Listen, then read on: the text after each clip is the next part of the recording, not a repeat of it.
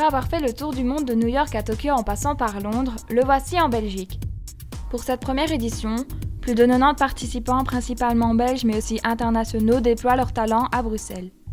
Pourquoi Bruxelles ? Tout simplement parce que Bruxelles est capitale pour le chocolat.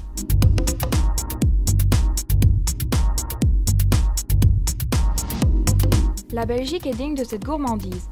Avec 10 kg de chocolat par an, le Belge est le deuxième plus gros consommateur au monde. Avec ses stylistes reconnus mondialement, le chocolat se met aussi à la mode. Le chocolat est de retour, enfin, dans le pays qui est le sien. Alors on connaît le cacao depuis des milliers d'années, on consomme du cacao depuis des milliers d'années sous forme de boisson. On mange du chocolat depuis quelques centaines d'années seulement et la fameuse praline, la praline belge, elle a été inventée il y a 100 ans, c'était en 1912 à Bruxelles par le maître chocolatier Jean Neuhaus. Donc le chocolat a une très très longue histoire, mais elle démarre bien évidemment avec le cacao, elle démarre pas en Belgique mais en Amérique centrale ou en Amérique du Sud, autour du Mexique. Et petit à petit, le cacao s'est propagé. Il a quitté le continent américain pour venir s'implanter dans le continent africain et puis sur le continent européen. Ce sont les Européens qui l'ont transformé en chocolat. Les premiers à avoir fabriqué la tablette de chocolat, ce sont des Suisses. Et comme je le disais, c'est en Belgique qu'on a inventé la fameuse praline, la bouchée, le chocolat fourré. Bonjour Monsieur Blondel. Bonjour, Pourquoi avez-vous choisi le métier de chocolatier ? j'adore le chocolat tout simplement. Tout le monde me pose cette question, mais c'est une question très difficile de répondre parce que bon, moi je compare toujours ça au fait qu'on tombe amoureux, il n'y a pas d'explication quoi. Pourquoi on tombe amoureux? Il n'y a pas de définition dans le dictionnaire. Non, il n'y a pas de définition, exactement non. Donc moi j'aime bien ça et puis voilà, je suis tombé dedans et j'adore ça et je continue. Voilà les fèves de cacao de Madagascar qu'on achète en direct et qu'on torréfie ici sur place. On achète ça à Monsieur Chahine au Madagascar et on peut décortiquer ça.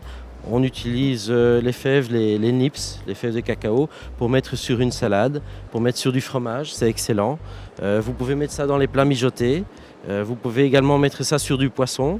Moi à la maison, j'ai une préférence pour utiliser ça pour mettre sur un match avec quelques oignons frais et des herbes fraîches. C'est excellent. Et si demain on vous proposait un métier beaucoup plus lucratif, est-ce que vous changerez de métier ? Ah, la question. J'essaierai d'associer les deux. Merci beaucoup. Aimez-vous le chocolat? Oui, j'adore le chocolat. Et trouvez-vous que le chocolat est aphrodisiaque? Ça dépend. Pour moi, oui. Pour les autres gens, peut-être pas.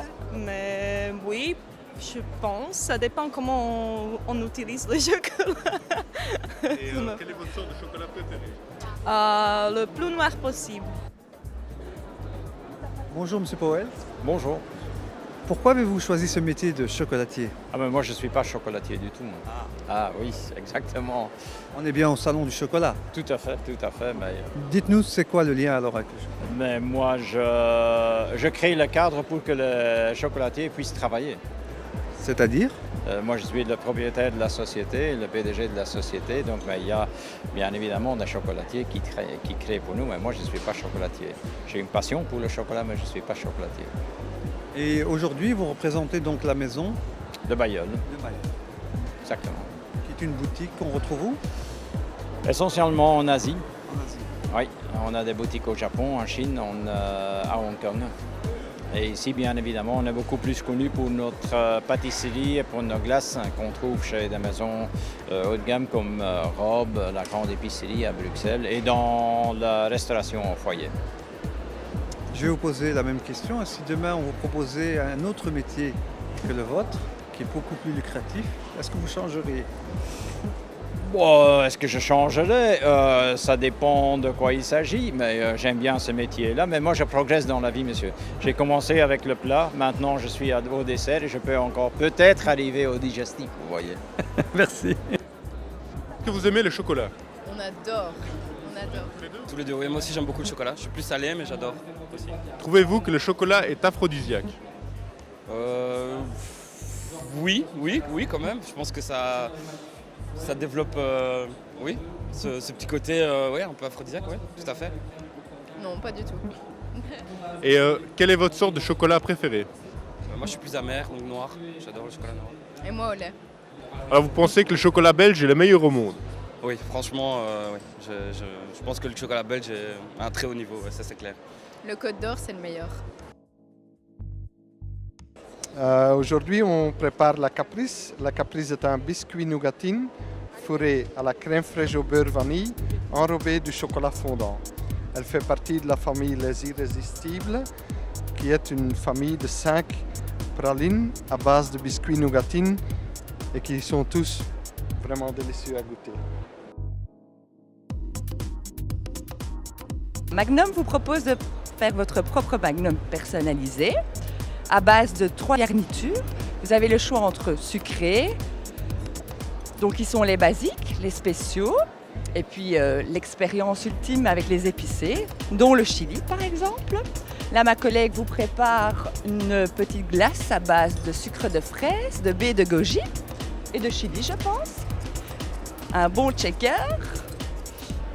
Après ceci, elle trempera la glace Magnum à base de vanille dans un des chocolats au choix. Donc vous avez le choix entre le chocolat blanc, le chocolat au lait et le chocolat fondant. Voilà, maintenant elle se demande quel chocolat.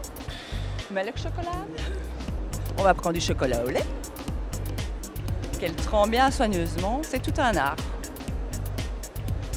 Parce qu'il ne faut pas oublier que le chocolat ne peut pas durcir avant qu'on mette toutes les petites garnitures que vous aviez choisies auparavant. Voilà. Et alors, l'avant-dernière étape, c'est une petite décoration de lignes de chocolat qui traversent le Magnum pour enfin finir avec le petit M de Magnum que vous verrez enfin de la dernière étape. C'est la géant du jar au Piémont, noisette Piémont, et je fais des cornets dorés de Neuhaus. Did you find that the Belgian chocolate is the best chocolate in the world? Yeah. Very great. Yeah, and how various kinds of chocolate and a lot of tastes. I love chocolate. Chocolate is so special in Belgium. If it's another place in the world, maybe we will not try. But it's in Belgium, you need to try the chocolate here. Yeah. J'ai choisi le métier de chocolatier parce qu'au départ je suis pâtissier et que dans la pâtisserie belge effectivement on fait beaucoup de pâtisserie au chocolat et donc de fil en aiguille avec les concours où j'avais fait de bons résultats en termes de chocolaterie, de pralines, etc. Je me suis dit simplement je vais créer ma propre gamme de pralines et c'est comme ça qu'est venue la passion du chocolat et que j'ai lancé ma gamme de chocolat il y a maintenant 12 ans. Alors pour ce qui est de mon métier, je ne changerai pas mon métier pour rien au monde, puisque c'est un métier de passion, donc on vit de sa passion et on n'a pas l'impression de se lever pour aller travailler, mais pour s'amuser. Donc je ne changerai certainement pas mon métier de chocolatier, même pour gagner plus.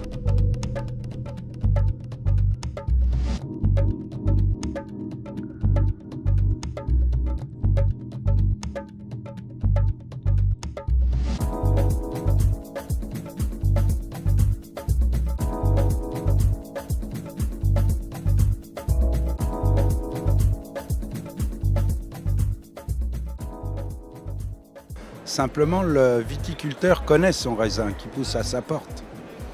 Là, on a affaire à des viticulteurs qui n'ont jamais vu de raisin, puisque les chocolatiers, le cacao pousse à 10 000 km de chez eux.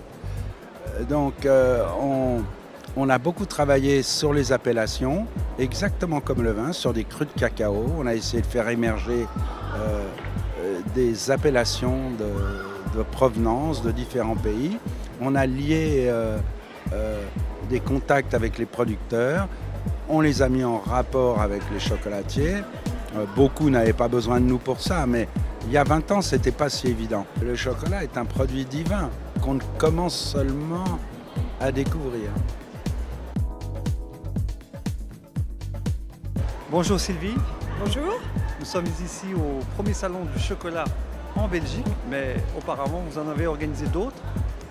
Alors environ 180 dans le monde en 20 ans et En fait, le Salon du chocolat est né en France il y a une vingtaine d'années sur une idée toute simple, c'est que tout le monde mange du chocolat et il n'existait aucun événement consacré à ce produit qu'est le chocolat, qui est un produit de plaisir, un luxe accessible, un lien entre les hommes et il fallait le créer. Et nous avons attendu 20 ans avant de venir à Bruxelles, tout simplement, vous n'allez peut-être pas le croire, parce que nous n'osions pas. Nous n'osions pas venir parce que la Belgique est le pays du chocolat, que Bruxelles est un salon du chocolat en soi. Il y a des chocolatiers partout. Et voilà. Et puis les chocolatiers nous ont dit venez, les grands opérateurs chocolatiers, grands artisans, grands industriels qui nous accompagnent partout dans le monde. Nous étions encore avec eux la semaine dernière au Japon, la semaine d'avant à Séoul. Et ils nous ont dit il faut venir à Bruxelles et nous voilà. Et j'en suis avec François Jantet absolument ravie parce que nous avons eu un accueil exceptionnel. Et maintenant, on est à 2 jours du salon. Et quelle est la température pour une première en Belgique? Alors écoutez, on se rapproche du Brésil, hein, ça chauffe. Non, je dis ça parce que nous avons également fait un salon du chocolat à Bahia, donc le Brésil, grand producteur de cacao bien sûr, et grand consommateur également. Et c'est vrai qu'il y a pas mal de monde. Enfin, la soirée inaugurale, il y a eu beaucoup de monde hier soir. Et aujourd'hui, premier jour, c'est quand même un vendredi. Donc normalement, tout le monde devrait travailler, mais je trouve qu'il y a beaucoup de monde dans ce salon. C'est beaucoup.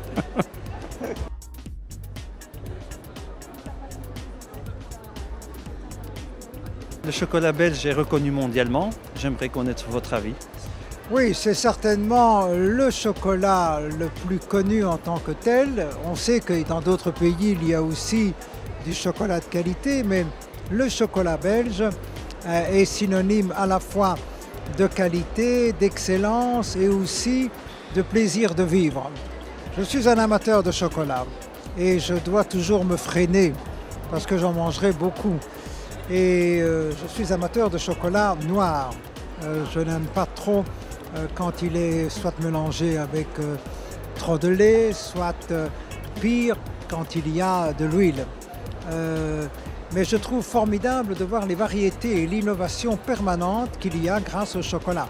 On peut mettre le chocolat à toutes les sauces, l'allier dans une infinité de combinaisons et ça reste quelque chose de magique. Et donc, vive le chocolat belge.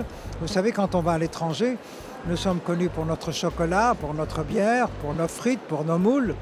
Mais quand on offre, et nous offrons souvent, en tant que Premier ministre, des cadeaux à mes collègues, chefs d'État, de gouvernement, aux visiteurs étrangers, chaque fois que nous offrons du chocolat, nous savons que ça fait plaisir. Parce que je n'ai jamais vu quelqu'un prendre ce genre de cadeau et le mettre par devers lui. C'est un cadeau dont on profite un certain temps. Et toujours plaisir. Voilà, c'est une fierté en même temps. Oui, c'est un de nos produits phares pour lequel nous sommes très fiers.